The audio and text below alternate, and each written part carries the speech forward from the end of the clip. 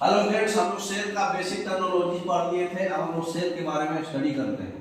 ठीक है, इंट्रोडक्शन। देखिए क्या बनाया हुआ है, साइड में छोटा सा रूम है, सरफेस का बेड भी लगा हुआ है, टेबल भी लगा हुआ है, किताब को भी चिपकाया हुआ है, चारों तरफ फैला हुआ है, लाइट भी है उसमें, है ना। उसी से सब कुछ समझना है सेल को। नेक्स्ट, सेल क्या है? सेल एक छोटा सा कंपार्टमेंट होता है, एक चैम्बर होता है, जो बाहरी इन्वायरमेंट से एक लिपिड लेयर से क्या होता है, अलग रहता है। बैक्टीरिया। अब जैसे ये हमारा रूम है, बाहर के इन्वायरमेंट से कैसे अलग हुआ? दीवार से बाहर के इन्वायरमेंट से अलग हो गया। ये बिल्कुल सेपरेट लाइट लगा हुआ है, बिल्कुल बाहर के इन्वायरमेंट से, दुनियादारी से अलग है कि नहीं है? उसी तरह से सेल भी है, एक कंपार्टमेंट है जो बाहर के एनवायरनमेंट से अलग है। यहाँ बाहर के एनवायरनमेंट से अलग क्या किया इसको? वाल है, चारों तरफ से वाल से घेर दिया, वहां पर लिपिड लेयर रहता है सेल में। ठीक है। नेक्स्ट, तो सेल में कैसे अलग होता है? लिपिड लेयर, मतलब ये जो बाउंड्री है वो लिपिड लेयर का रहेगा, जो पानी में नहीं घुलता। ये भी ध्यान रखना ये बात। ठीक है। अब सेल के अंदर बहुत सारा केमिकल रिएक्शंस होता है, तो जो इंफॉर्मेशन से स्टोर होता है उसको बोलते हैं जेनेटिक मटेरियल। उसके लिए एनर्जी का जरूरत पड़ता है। ठीक है। बहुत सारा केमिकल रिएक्शन बना, ए से बी बन गया, बी से सी बन गया, सी से डी बन गया। ये जो भी इंफॉर्मेशन स्टोर किया वो जेनेटिक मटेरियल है, और जो एनर्जी लगा इसको करने में, वो एनर्जी का भी जरूरत पड़ेगा रिएक्शन होने के लिए। नेक्स्ट, तो जो भी एक्सचेंज होता है बाहरी इन्वायरमेंट से, जो हम बाहरी इन्वायरमेंट से कुछ एक्सचेंज भी तो करेंगे सेल में। तो सेल क्या है? बाहरी इन्वायरमेंट से लिपिड लेयर था जो पानी में नहीं घुलता था, उसके अंदर केमिकल रिएक्शंस होगा और बाहरी इन्वायरमेंट से कुछ ना कुछ एक्सचेंज होगा। ठीक है। नेक्स्ट, क्या क्या एक्सचेंज? सेल को बनाने में क्या चाहिए?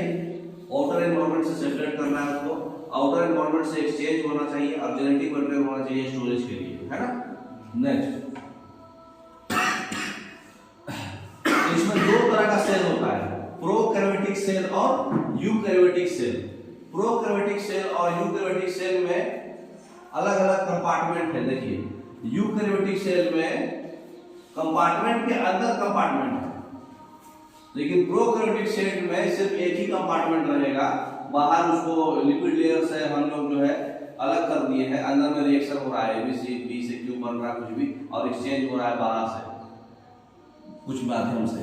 लेकिन यूकैरियोटिक में दो कंपार्टमेंट है, ये अलग से डीएनए है, एक कंपार्टमेंट अलग है, एक कंपार्टमेंट, मतलब कंपार्टमेंट बढ़ जाता है यूकैरियोटिक में। ठीक है। नेक्स्ट,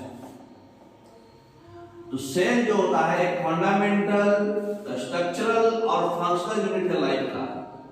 जो सेल स्ट्रक्चर का हम स्टडी करते हैं उसको बोलते हैं साइटोलॉजी, और सेल का बाकी सब कुछ, स्ट्रक्चर, फंक्शन और रिप्रोडक्शन, ये सबका स्टडी जो करते हैं उसको बोलते हैं सेल बायोलॉजी। तो सेल से हमारा बनता है टिश्यू, टिश्यू से हमारा बनता है ऑर्गन, ऑर्गन से बनता है ऑर्गन सिस्टम, ऑर्गन सिस्टम से बहुत सारा मिलकर बनता है ऑर्गेनिज्म। जैसे क्या बना? सेल है, ये टिश्यू, यहाँ पे पेट बन गया, पेट से पूरा डाइजेस्टिव सिस्टम बन गया, ऐसा ऐसा digestive system, respiratory system, nervous system से बहुत सारा सिस्टम मिलके एक ऑर्गेनिज्म तैयार होता है। तो ये ग्रुप है ना, बढ़ते जाएगा ऐसा नहीं। ये सेलुलर ऑर्गेनाइजेशन है, ऑर्गेनाइज हो करके नया ग्रुप बना रहा है। ठीक है। मतलब कैसे हुआ? ये एक बच्चा था, उसके पापा के दादाजी, दादाजी, परदादाजी जो भी है ना, उनके पूर्वज बढ़ते जा रहे हैं, मतलब ग्रुप बनते जा रहा है। नेक्स्ट, तो सेल जो है एक इंडिपेंडेंट यूनिट है और ग्रुप भी बना सकता है। अगर इंडिपेंडेंट होगा तो उस ऑर्गेनिज्म को बोलेंगे यूनिसेलुलर ऑर्गेनिज्म, जिसमें सिर्फ एक ही सेल होगा, उसमें ऑर्गन टिश्यू से कुछ भी नहीं रहेगा। जो हमारा है कौन है? मोनेरा, है ना। यूनिसेलुलर ऑर्गेनिज्म जो है उसका अपना इंडिपेंडेंट एक्जिस्टेंस होता है ना, ऐसा पाया जाता है। नेक्स्ट, ये हमारा लाइफ का एसेंशियल फंक्शन करते हैं, न्यूट्रिशन करेंगे, एक्सक्रीशन करेंगे और गैसियस एक्सचेंज भी करेंगे। ठीक है। नेक्स्ट, और क्या करेंगे? कंप्लीट सेल स्ट्रक्चर जो है इंडिपेंडेंट एग्जिस्टेंस नहीं होगा। कोई भी, मतलब जिसका एक कंप्लीट स्ट्रक्चर ऑफ सेल ना हो उसका इंडिपेंडेंट एग्जिस्टेंस नहीं होगा। जैसे माइटोकॉन्ड्रिया का इंडिपेंडेंट स्ट्रक्चर नहीं होगा। क्यों?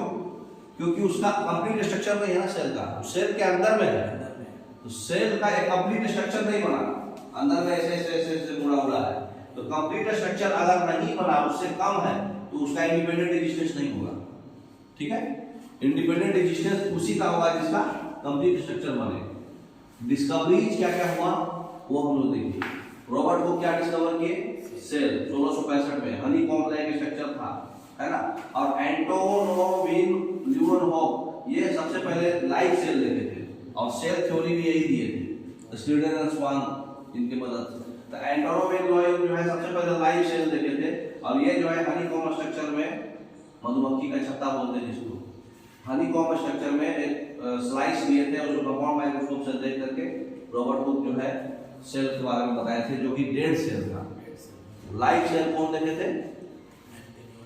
एंटोन ल्यूवेनहॉफ। ठीक है, नेक्स्ट रॉबर्ट ब्राउन जो है न्यूक्लियस का खोज किए 1831 में, है ना।